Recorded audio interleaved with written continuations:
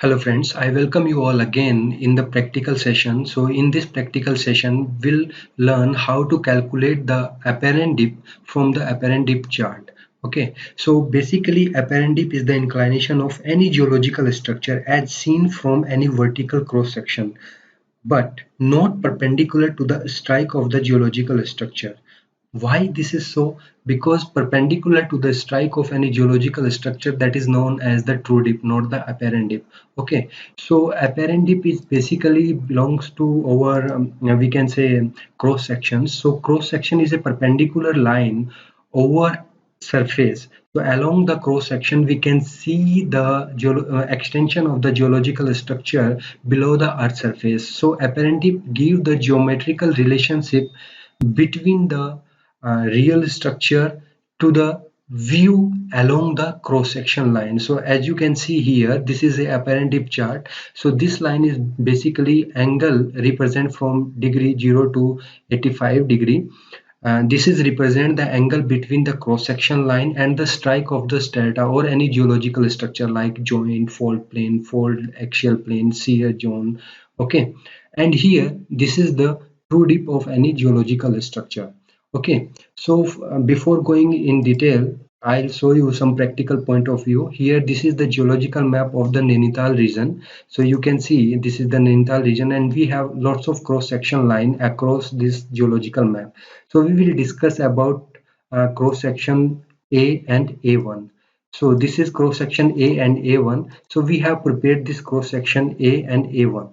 So you can see here we have some joints, four sets of joint S0, S1, S2, S3. So what we have done here, we have collect all the discontinuity data from this bank along this cross section and prepare the stereographic projection. Then we calculate the mean of the geological structure or discontinuity along this bank and along this bank.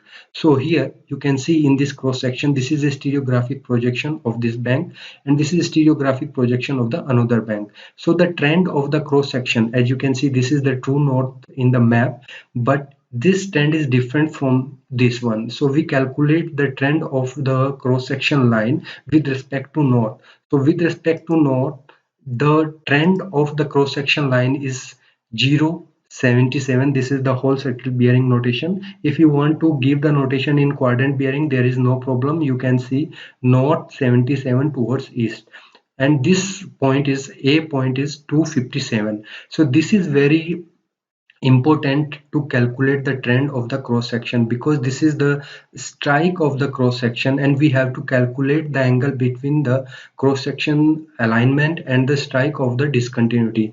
Okay, then we have to calculate the apparent dip. So to calculate such things, what we have to do, we have to prepare this table in the background. This is for our rough work behind the cross section preparation. So here this is serial number, and we have joint data from the field S0. This is dip amount 42 degree dipping towards 050 degree. This is, or you can say north 50 degree towards east. Then we have S1 52 140, S2 84 085. Then we have 82 105. Okay, then we have a strike of the joint, as you can see here. This is 140 and 320 for the S0. Then for S1 230 and 050. This is very simple. We can add 90 degree in 050. This is 140, and we can add another 180 because strike is a line, and this we have trend of one end of the line is 140. Then it will be obviously 320 of the another end of the strike. So similarly we have to calculate the strike for all the joints. Then we have to calculate the angle between joint and the section line. Before going this, what we have to do, we have to draw a rough coordinate system. So in natural or normal form, this is north, this is south, this is east, and this is west. Okay, so what we have to do, but in the cross section now the coordinate has been changed along the cross section line. As you can see here, the trend of the cross section is 257 and 077. So the our new coordinate is like 077 and 257. Okay, and so now here you can see here, so this is 360, this is 090, or you can say 0, 90, 180, 270. But the coordinate now change due to the cross section line. So what these are the new coordinate. This is 347 and this is 167. Why this is so? Because this is our cross section line. So and this is 255, so 257, sorry, this is 257, so this is 347, and when we add 90° here, this is 077, then add 90°, this is 167. So we have to calculate the angle between the strike line of the joint and the strike line of the cross section line. So the angle, as you can see here, this is 140 strike line direction, and here 257 and 077. So one thing we have to be remember here, what is that? We have to calculate the acute angle. So here this is 140. So if we subtract 140, this is 077. So if we subtract 140 and 77, so the acute angle is 63° here. As you can see here, this is 3, then this is 6. So this is the angle between the strike line of the cross section and then between the strike line of the joint. So this is 63. Similarly here, the strike is 050 and we have a trend of the cross section line 077. So the angle between the strike line and the cross section is 27°. Similarly for the S2 joint also, this is 82°, and for the S4 this is 62°. Okay, now we have to use the apparent dip chart here. So what we have to do, we have to see the 63° angle over 42°. This is 42. So in the apparent dip chart, this is 60 and 65. So there is no division between 60 and 65. We have to do the self. If we divide like 61, 62, 63, 64, then that is very more detail, but we can use this chart also. So we have to see 60°. This is the nearest point, 60°, and we have to, this is the angle between the strike line and the joint. Then we have to see this 63° on true dip of the 42°. So 42° is near the 40°. Okay, so if we see the notation, this is 36.5. So as you can see here, this is 38.9. So here I have calculated for the 63. If you write 36°, that is okay. Now similarly we have to calculate the angle between 27° and 52°. So see the apparent dip chart here, this is 27°, so we can take the value as a 25°.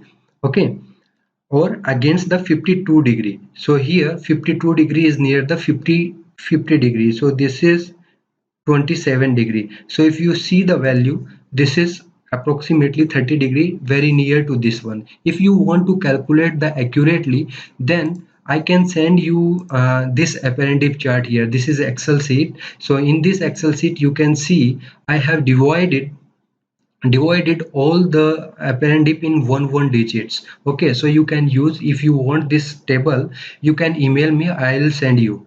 Okay, so similarly we can calculate for S4 and S2 and S34 also, that is 84° and 81°. Here one more thing I want to mention here, if the angle between the strike line and the cross section line is more than 85°, there will be no change between the apparent dip and the true dip. Apparent dip will exist as it is. Okay, there is no change. Okay, so that's why there is no value above the 85°. Same thing below the 5° also. Okay, now one more thing, what is the dip direction? So here you can see these are our new coordinate. So we have to see the direction of the joint. So this is 050°. As you can see here, 050° laying along this line. This is a vertical line. So this is 67°, 167°, and this is 347°. 050° laying these two coordinates. So the dipping direction will be towards the right. Then if we see 140°, that's also exist in these two quadrant, that will be dip towards the right direction. And now for the S2, this is 085°. So 085° again will be dip towards the right. Then we have again 105. So 105 again, this towards the right direction. If suppose that we have a value 260, here dipping direction is 260, then 260 will cover these two quadrants, so it will be dip towards the left direction. So this is the notation how we can use and what is the dipping direction based on the apparent dip chart. So always remember, if suppose that these are our coordinate x and y, so we have to see, if suppose that our dipping direction ranging in these two coordinates, that will be dip towards the right, and if suppose that our dip direction of any strata or any structure towards the left, that will be or in these two quadrants, that will be dip towards the left. So I think this is the end of the video here, and I think you are able now calculate the apparent dip of any strata from the apparent dip chart. It will help you during the preparation of the cross sections. So this is the end of the video. God bless you all. Thank you very much.